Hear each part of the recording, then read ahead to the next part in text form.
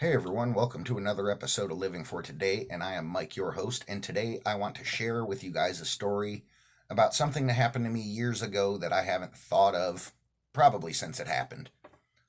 This is the story about how I got away with being publicly intoxicated after being stopped by the police when I was way more intoxicated than I should have been. This was 2002, somewhere around 2002. In my bending days where all we did was drink all day long. Me and my friends drank all day, um, eat whatever we could find, and then right back to drinking. And we were at this bar on 41st and Clark, well, around 41st and Clark in Cleveland, Ohio. And I lived right down the street from. I actually lived on 41st in a yellow house just before the bridge going towards Lorraine. We were at this bar, Libby's, that's on Clark, right around 41st. And me and my buddies were getting annihilated. It was our second night in a row there without sleeping. And we were smashed, smoking, drinking, popping pills, and taking many things to stay awake.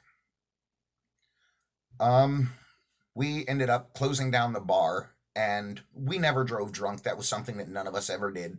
We'd leave our keys at the bar whenever we were drinking there, and we'd go crash at my house because I was literally a 5 minute walk from the bar to my house. So that night when we closed the bar, we get to the corner and then cross to go down 41st. And as we're walking down 41st, um, we get just a little ways past the corner, and a cop comes around the corner, turns on the flashers, and one of my buddies takes off this way, crosses the street, goes over the fence to the graveyard, tears ass through the graveyard. My other buddy runs straight forward and cuts down. He cuts down the street between Bruno's restaurant and the car wash, and he tears off that way. And I'm just annihilated, so I just stood there and took it. So this cop stops me and asks me what we were doing, blah, blah, blah. And I told him, I'm annihilated. I'm just totally drunk, far more drunk than I should be. But, we drove to the bar. I didn't want to drive in this condition, so I decided to walk home. I'm only right down here.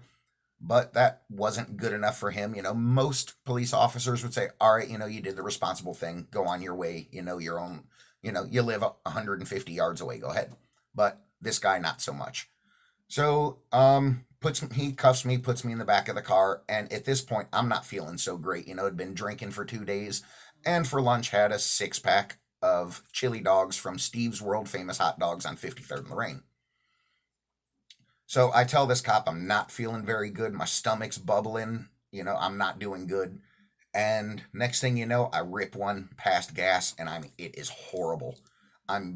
Brings tears to your eyes. It was bad. And this cop stops and looks back at me, and I was like, dude, I told you my stomach's not feeling so good. It's getting close, and it released, made a mess in my pants, all over myself in the back of the car. The smell, as soon as the smell hit me, I started throwing up. So I had just crapped all over myself. 2 days worth of alcohol and 6 chili dogs, and I'm puking my lungs up in the back of this guy's car.